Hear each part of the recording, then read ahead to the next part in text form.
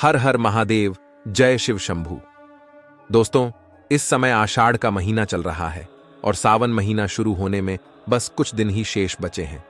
इस वीडियो में हम बात करने वाले हैं सावन माह 2024 की शुरुआत कब से हो रही है।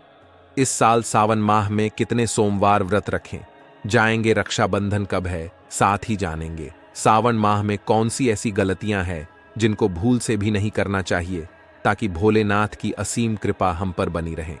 दोस्तों, सावन का महीना शिव भक्तों के लिए प्यार की सौगात लेकर आता है। यही वो महीना है जिसे हम प्यार का महीना कहते हैं। शिव भक्त बड़े जोर शोर से सावन महीने का बड़ी ही बेसब्री से इंतजार करते हैं। सावन माह में देवों के देव महादेव इस भूलोक पर आकर अपने हर भक्त के घर में वास करते हैं। इस पवित्र माह में सच्ची भक्ति करने पर भगवान शिव हर भक्त की सभी मनोकामनाएं पूर्ण करते हैं।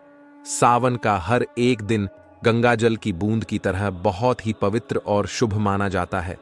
हर दिन भगवान शिव की पूजा की जाती है, लेकिन सावन सोमवार व्रत की तो बात ही कुछ और होती है।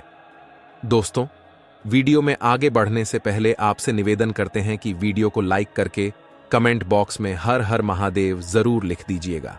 दोस्तों, सबसे पहले जान लेते हैं इस साल सावन के पवित्र महीने में कितने सोमवार व्रत रखे जाएंगे। दोस्तों, साल 2024 में सावन महीने की शुरुआत 22 जुलाई दिन सोमवार से हो रही है, जो कि बेहद ही शुभ संयोग में हो रही है। इस दिन प्रीति योग, आयुष्मान योग के साथ सर्वार्थ सिद्धि योग बन रहा है। ज्योतिष शास्त्र में आयुष्मान योग ऐसा योग है जिसमें किए गए कार्य लंबे समय तक शुभ परिणाम देते हैं। इस योग में आप जो भी कार्य करेंगे, जो भी भगवान शिव के लिए उपाय आदि करेंगे, जिस भी कार्य के उपाय करेंगे, वो सभी कार्य बिना किसी बाधा के पूरे हो जाएंगे और उनका अवश्य ही शुभ फल प्राप्त होता है। साथ ही प्रीति योग में भी किए गए कार्य भी व्यक्ति को शुभ परिणाम देते हैं। इन शुभ योगों में भगवान भोलेनाथ और माता पार्वती की पूजा करने से कई गुना अधिक फल की प्राप्ति होगी। इसलिए दोस्तों, आप सावन सोमवार का व्रत रखें या ना रखें, लेकिन सावन माह के पहले सोमवार के दिन भगवान शिव की पूजा अर्चना अवश्य करें। चाहे आप एक लोटा जल ही अर्पित क्यों ना करें, पर पहले सोमवार के दिन पूजा अवश्य करें। आपको भोलेनाथ का आशीर्वाद प्राप्त होगा। दोस्तों, अब बात करते हैं इस साल सावन माह में सोमवार व्रत कितने रखे जाएंगे और सावन सोमवार व्रत की तिथि क्या है। दोस्तों, इस साल पूरे 5 सावन सोमवार व्रत रखे जाएंगे, जिसमें पहले सावन सोमवार का व्रत 22 जुलाई को रखा जाएगा, दूसरे सोमवार का व्रत 29 जुलाई को, तीसरे सोमवार का व्रत 5 अगस्त को, चौथे सोमवार का व्रत 12 अगस्त को, पांचवा सावन सोमवार व्रत 19 अगस्त को रखा जाएगा और इसी दिन 19 अगस्त को रक्षाबंधन का पावन पर्व मनाया जाएगा। दोस्तों, सावन माह में भगवान शिव आपके घर में स्थायी रूप से वास करने वाले हैं, तो ऐसे में दिल खोलकर भगवान शिव की उपासना और भक्ति में लग जाइए। अपने घर की साफ सफाई अच्छे से कर लीजिए। दोस्तों, हम जब भी भगवान की पूजा करते हैं तो उन्हें पूजा में कुछ चीजें अर्पित करते हैं ताकि भगवान हमारी मनोकामना को पूर्ण कर दे। लेकिन कुछ चीजें ऐसी हैं जिन्हें भगवान शिव की पूजा में शामिल नहीं किया जाता। अगर आप ये चीजें जो हम आपको इस वीडियो में बताने वाले हैं भगवान शिव को अर्पित करते हैं, तो उनके आशीर्वाद की जगह आपको उनके क्रोध का सामना भी करना पड़ सकता है। तो आप ये चीजें भूल से भी भगवान शिव को अर्पित ना करें। आइए जानते हैं कौन सी है वो चीजें जो भगवान शिव को भूल से भी अर्पित नहीं करनी चाहिए। नंबर 1, तुलसी। भगवान शिव की पूजा में तुलसी भूल से भी अर्पित ना करें, क्योंकि जब भगवान शिव और भगवान विष्णु ने देवी वृंदा के राक्षस पति जालंधर का वध करने की योजना बनाई कि किस तरह देवी वृंदा का पति धर्म भंग करके जालंधर का अमृतत्व को खत्म कर सकते हैं। इसके बाद जब वृंदा को पति की मृत्यु और धोखे का पता चला, तो उन्होंने क्रोधित होकर भगवान शिव को श्राप दे दिया कि जो व्यक्ति आपको तुलसी अर्पित करेगा उसे कभी भी पूजा का फल नहीं मिलेगा। इसी कारण तुलसी भगवान शिव को अर्पित नहीं की जाती है। नंबर 2, शिवालय में जिस स्थान पर शिवलिंग रखा हो या महादेव की कोई भी प्रतिमा हो, उस स्थान पर भूलकर भी जूते चप्पल लेकर नहीं जाना चाहिए। हम चप्पल जूते पहने पता नहीं कहां कहां जाते हैं और उन चप्पल जूतों के साथ गंदगी भी लगकर आ जाती है। जरा सोचिए, जब आपके घर में आपके कमरे में कोई चप्पल पहने प्रवेश करता है तो आपको कितना क्रोध आता है।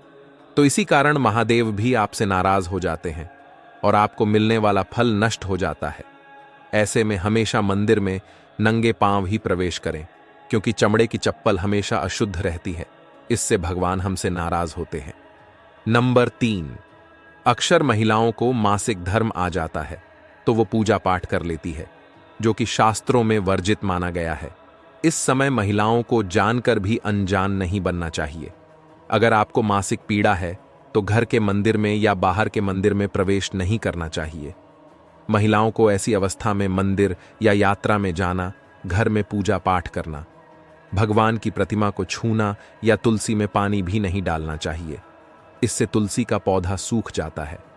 दैवीय शक्तियां नाराज हो जाती है तो लाजमी है कि घर में कंगाली और गरीबी आने लगती है, लड़ाई झगड़ा होने लगते हैं। तो ऐसा आप भूल से भी कभी मत करना। मासिक धर्म आना भी प्रकृति की देन है, तो आप बिना मंदिर गए, बिना प्रतिमा को छुए उपवास रखें, आपको पूजा का पूर्ण फल प्राप्त होगा। नंबर 4, दोस्तों, जिस स्थान पर शिवलिंग होता है वहां पर सभी दैवीय शक्तियां सक्रिय रहती हैं। जिस घर में शिवलिंग होता है वो व्यक्ति भगवान शिव की कृपा सदैव प्राप्त करता है। वास्तुशास्त्र के अनुसार शिवलिंग से हर वक्त ऊर्जा का संचार होता रहता है, इसलिए शिवलिंग पर जलधारा हमेशा होनी चाहिए, जो ऊर्जा को शांत रखती है। और शास्त्रों के अनुसार जलधारा भगवान शिव के मस्तक को ठंडा रखती है।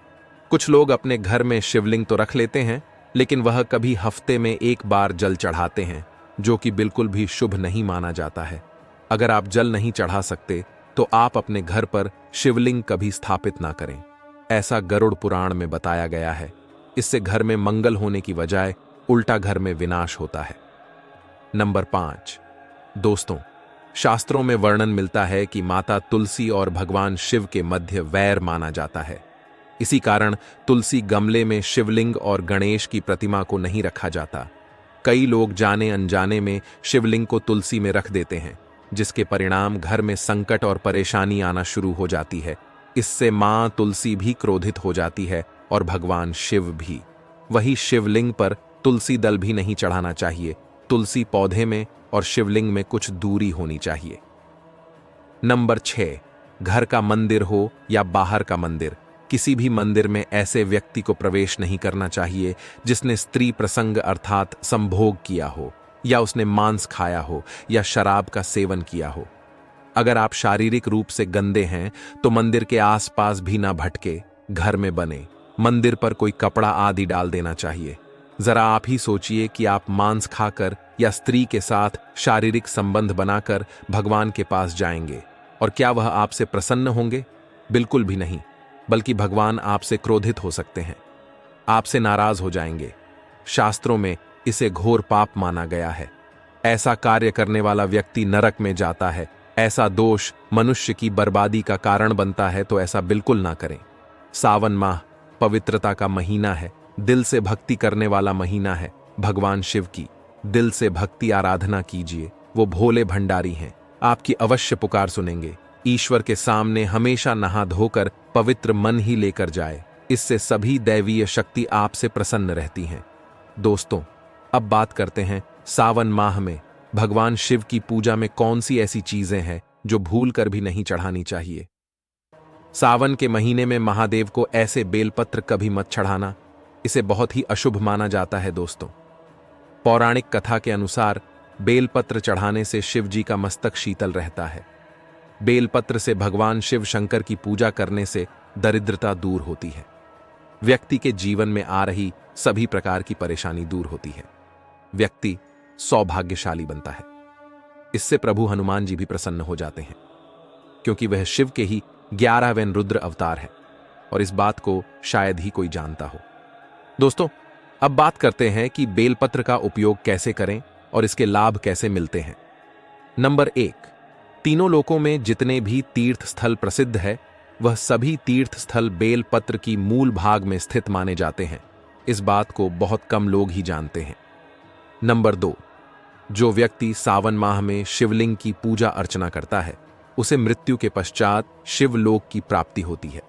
नंबर 3, अगर बेल का वृक्ष घर के बीच में पूर्व दिशा में लगा हो तो घर में धन धान्य की कभी कमी नहीं रहती है। ऐसे घर पर धन की देवी माता लक्ष्मी की सदैव कृपा बरसती है और परिजन खुशहाल रहते हैं। आइए अब जानते हैं बेलपत्र से जुड़ी और कुछ खास बातें जिनका आपको इस सावन माह में अवश्य ही पालन करना चाहिए। दोस्तों, चतुर्थी, अष्टमी, नवमी, चतुर्दशी और अमावस्या, इन तिथियां के साथ साथ मकर संक्रांति के समय और सोमवार के दिन बेलपत्र नहीं तोड़ना चाहिए।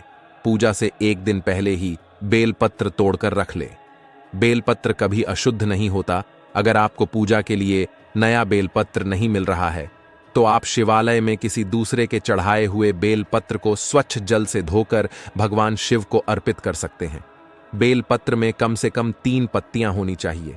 कटी फटी पत्तियों का बेलपत्र भगवान शिव को गलती से भी अर्पित मत करना, क्योंकि कटी फटी पत्तियों को अर्पित करने से भगवान शिव का अपमान माना जाता है। शास्त्रों में ऐसा करना वर्जित माना गया है, इसलिए बेलपत्र की पत्तियां एकदम साफ होनी चाहिए। दोस्तों, अब बात करते हैं सावन के पवित्र महीने में कौन सी गलती भूल से भी नहीं करनी चाहिए जिससे कि भगवान शिव नाराज ना हो। और सावन व्रत में ये चीजें भी भूल से भी मत खाना, जिससे आपका व्रत खंडित हो सकता है। भगवान शिव आपसे क्रोधित भी हो सकते हैं।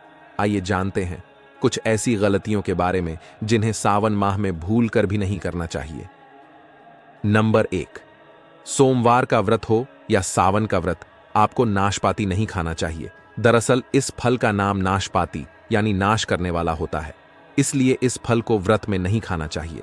व्रत आदि को छोड़कर किसी अन्य दिन आप इसे खा सकते हैं, लेकिन जिस दिन आपका व्रत हो उसे दिन नाशपाती का सेवन बिल्कुल भी नहीं करना चाहिए और भगवान शिव को भी नाशपाती नहीं चढ़ाना चाहिए।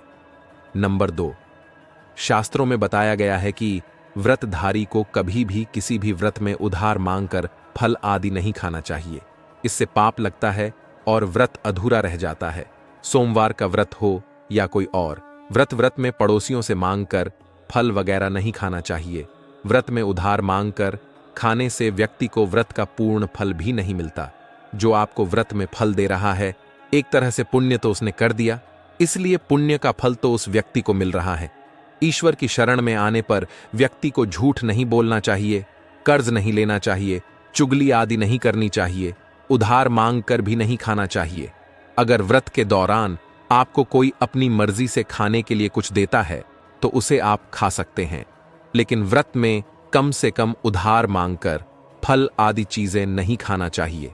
इससे पाप लगता है और व्यक्ति की पवित्रता भंग हो जाती है। नंबर 3, सावन व्रत में कुत्तू या सिंघाड़े का आटा खाने से भी आपका व्रत टूट सकता है। दोस्तों, लंबे समय से रखा हुआ आटा आपका व्रत भंग कर सकता है, क्योंकि पुराने आटे में कीड़े आदि पड़ जाते हैं जो ठीक तरह से दिखाई भी नहीं देते। ऐसा आटा खाने पर दरअसल आप मांस का सेवन करते हैं और व्रत में कीड़े खाना घोर पाप के बराबर माना गया है। आपका व्रत इससे खंडित हो जाता है। व्रत में ताजा आटा खाना चाहिए। लंबे समय से रखे हुए आटे में कीड़े पड़ जाते हैं तो ऐसा कभी ना करें। व्रत हमेशा पवित्रता और शुद्धता में ही रखना चाहिए। दोस्तों, आज के लिए बस इतना ही। दोस्तों, महादेव की कृपा पाने के लिए एक बार भगवान शिव का जयकारा जरूर लगाए। हर हर महादेव, जय शिव शंभू। भगवान शिव के लिए एक लाइक तो बनता है। उम्मीद करते हैं दोस्तों आपको ये जानकारी पसंद आई होगी। वीडियो को लाइक शेयर अवश्य करें। ऐसे ही आध्यात्मिक और धार्मिक जानकारी वाले वीडियो देखने के लिए आपके अपने चैनल द वास्तु टेल्स को सब्सक्राइब करके बेल आइकन को प्रेस कर लें, ताकि आने वाली वीडियो की जानकारी आप तक पहुंच सके। आप सभी का धन्यवाद।